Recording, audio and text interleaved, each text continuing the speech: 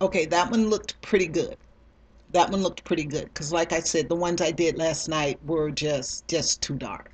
And I got all this nice natural light coming through these huge windows. Um, and I look pretty good. I mean, it's not many 60-year-olds that could sit in natural light like that, and you not see. I mean, I have on makeup, but I am still sitting in natural light. Let me see if I can see actual daylight. No, down in my room was too dark. I have a huge room and a um nice my own bathroom, shower, whole thing, and I have privacy, that I can pretty much do what I want to do. But, I have been busy, filling out applications. One of my nephews works at Target, so I filled out an application there. I've been going down. Now, the VA and stuff here moves kind of quick. I'm still waiting for one phone call, and but they move pretty quick, and it's not so desperate as in Tacoma because my sister, the first week I was here, she took off and was, you know, jockeying me around, and we were going to. She was taking me to my appointments and different things like that. And I noticed that the places weren't crowded. There weren't people sitting there, homeless people sitting there with backpacks and stuff like that. It really was. They really were trying to help you, and I think things are going to go a lot better here than I thought than they would there. Let's see the trip. I I came across country. Well, the one of the reasons why I came on the bus was I wanted to. I wanted that adventure because this might be, one of the last few times I get to go across country and slow and not fly. So I wanted to take the bus. And number two, I could bring more stuff because, like I said, I thought that I was going from the hotel to my new apartment, but I ended up having to leave so much stuff and like put everything in two suitcases.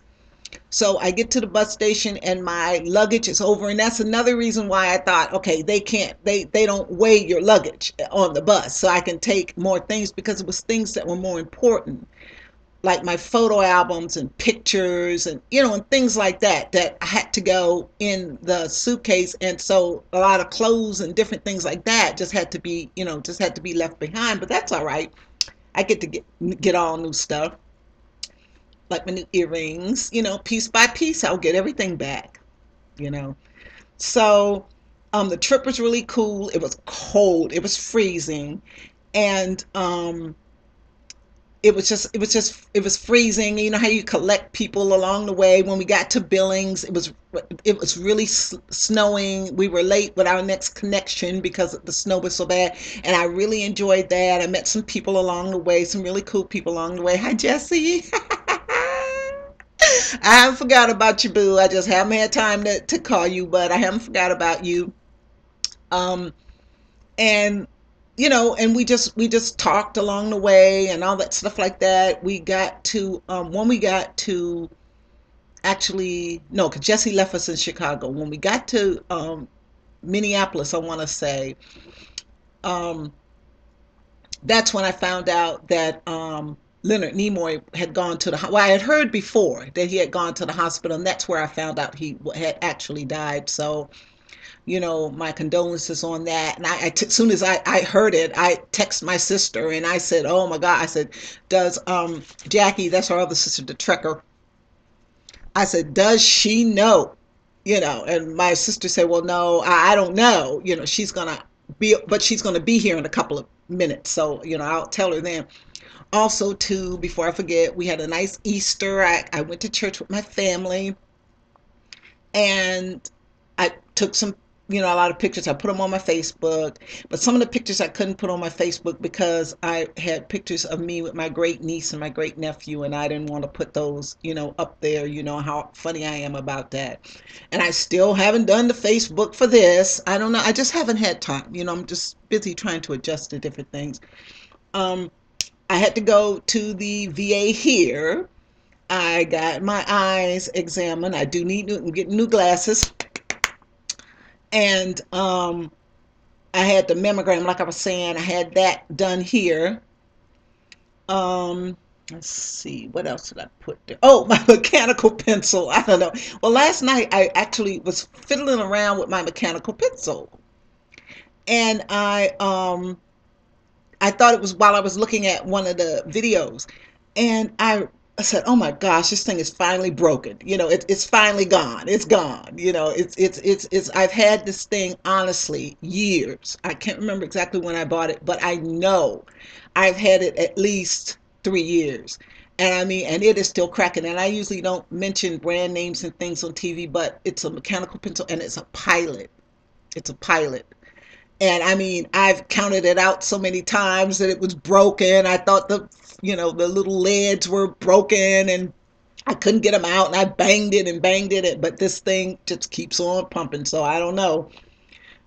It's a really good product, evidently. The VA hospital, I have a lady doctor. I had a lady woman eye doctor too, and just seems like you have it's a lot of women in the um, thing I got. Like, I don't know what that means. Oh, and of course, and I haven't done any writing. I haven't done any writing. I've been doing some, picking and progging. I went back to about book 6 or something like that, start looking at it with a fresh eye, and where I had chopped like a lot of it out, where I edited a lot of it out, I hadn't joined it back together with anything. So I went back, looked at that, and as far as writing anything new or anything on a new book. But when I was getting dressed, before I came up to do my videos, I was thinking, maybe the reason I can't work on the new book is maybe I'm not finished with the first one. And maybe, I told you that when there's another book for when they get to England. And I'm thinking maybe I'm supposed to write that instead of starting on the World War II book. I don't know. So we'll see and how that works out. Let's see. Also on the trip, I didn't buy a lot. Well, I'll tell you, we got to Billings, Montana. This lady got, joined the wagon train east. And she had been living apparently on a at some kind of halfway house or women's shelter or something like that.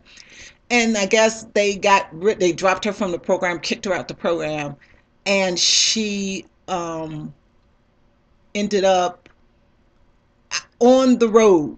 I mean, cross all the way across country from Billings, all the way across country to with $1.50 in her pocket. I mean, I couldn't believe it, because when we got to, I don't want to say not Chicago, because that's when Jesse left in Chicago, but we were in Minnesota somewhere. I don't know where we were, and we ordered pizza. It's so crazy. We ordered pizza, and I didn't know you could do that, but one of the staff had to order it. We couldn't order it, and we got this pizza and pasta bowl. Me and him put together, and that's when Jesse asked her, "Do you have any money for food?" And that's when we found out she only had like $1.50. I'm like, oh my gosh. Well, what I had done was I was determined I was not going to buy 3 meals a day. So I had brought fruit and, little drink boxes, and I'd brought some granola, and soy milk and those kind of things. I had my cup with me, I had that kind of stuff with me, so that if we were in between a stop or something like that, it was really fun. But the one only one time, because actually the bus wasn't crowded at all. We were totally spread out. It was no one beside me, like until we got to Chicago. And then when we got to Chicago, I was like sleep. I was sleeping. And I hear this guy say, "You got to move because I got to sit here." And I just like woke up and I just looked at him, and he was going from Chicago to Pittsburgh, and then that's when you got the riffraff, okay? So you got the garbage. And I just looked at him. Is that the way you wake somebody up? Is that what you say when you sit down beside somebody? And also, I've noticed from living on the West Coast and coming back here, people are very rude. They're very rude. They're much ruder. The bus drivers are rude. If you say thank you, they don't say anything. I mean, they don't talk to you. Well, it's one nice bus driver I get. He's cute, and he's very talkative and nice. But they just, you ask them a question, they bite your head off. I mean, it's terrible, and I'm not used to that. So I'm got to get another thick skin as far as that concern is concerned. I'm trying to remember all the stuff I said yesterday. I have to go into Washington, D.C. to do a lot of things. And I was in D.C., and I happened to be close to one of our where I used to live when I was 5. And so I had left early so I could be, I could have a little extra time, because you know how I am about appointments. I love to get to my appointments and what have you very, very early. So I had I got off the bus. That thing's gonna drive me nuts. I got off the bus and actually went up to the house where we used to live when I was 5. So it's 55 years. Oh, and it wasn't new then. So the poor house is probably 100 years old. And I stood there. It's locked though. It's was a lock on it, and it looks like it's abandoned or something like that. This earring is looking weird. And I'm trying to, not that one. Everything's backwards, girly. But I love these big hoop earrings. Um, I went up to it, and I couldn't get. Of course, I wasn't going to go into people's house if it was, if it was anybody actually living there. But I went up and looked at the house, and this little store is still there. It's so crazy. And then I went around the back to the alley, and I remember it's like a little alleyway. Here, it's a lot of little alleyways and stuff. And the architecture, it's so cool. They have these row houses with these cone round rooms and crazy. It's just nuts. It's nothing like it on the West Coast. So I went around to the back, and it was the place where my dad taught me how to ride a bike. And that was really he took us all out, took the training wheels off. I think we had gotten the bicycles for Christmas, and we were still riding with the training wheels. And he took us back to the little alleyway, because you couldn't do it on the street. Took us back to the little alleyway, took the training wheels off, and that was, how it taught us to ride a bike. And that was a really tender moment for me. Let's see what else. Oh, and then I walked down to Columbia Road. That's the very first place, because when we moved here very last time, after we had come back from California. No, no, no. I was in the ninth grade when we moved back permanently for good. And I went to that apartment where we had lived when we first were waiting for the house. And I walked around there, and I walked down, and the little corner store was still, some of these neighborhoods just don't change. And I thought I was going to have trouble looking, getting the stuff I use for my smoothie, getting organic food and, things like that. But no, they pretty much, they have the giant, no more Fred Meyer. But they have organic, but the organic bananas are always green. So I always have to get a couple of plain bananas, just so, because green bananas don't taste good in the smoothie. And I've been able to get soy milk, and they have a section of um,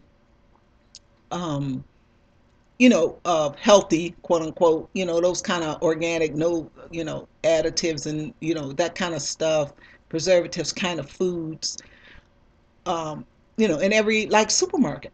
But here I find the Safeway's a little bit better. I don't know, maybe I was just at the Giant on bad times, on maybe an off day, but the produce is not as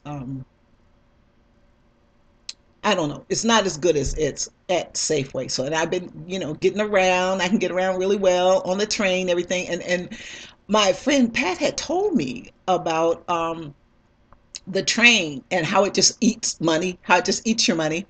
And she is so right. I mean, it just sucks the. I mean, then there are some places you just have to go on the train. You just have to go on the metro. You cannot, take the bus, or you'll be. I have to leave. I'd have to leave now for an appointment next week. You just can't. And the subway's like bam, really quick. So, wow. Now, see, I wasn't doing this until I started doing this. It's the same thing, I guess. And I realized that she was right. This thing, doggone thing, just eats your money. But like I said, your time is valuable, and this is certain things I just can't take the bus to. Now to the VA hospital I can, but when I go over to the other place, I can't. And they have a SSVF here, but I'm kind of shocked. I'm kind of shell shocked. I'm afraid to even deal with them, because before I came, my sister had fixed up this folder for me with the VA, the names of all the VAs. She had gotten the bus schedules and everything for me, and all that stuff. She had everything, because when I talked to her, I said, look, I'm not going to have anything when I get there. I'm not going to have anything at all, because I had to leave everything. So I told her, so I'm not even going to have. I don't have any. I didn't have my running shoes. I mean, little things like that. I just don't have. And when I first got here, I was so depressed, so depressed. But yesterday, I just decided, you know what? I'm going to make some videos. And if I use them or not, I'm going to make some videos. And it ended up they weren't usable, but these will be okay. Let's see. What do I Let's look at my time. I don't want to really get into anything. Yeah, I talked about the trip, how it was. Oh, and I saw some beautiful scenery. I took some pictures, but once again, I was trying not to take a lot of pictures.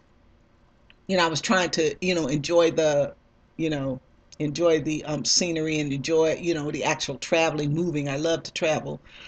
And talk about Good Friday. Good Friday was, my sister and I went to a program.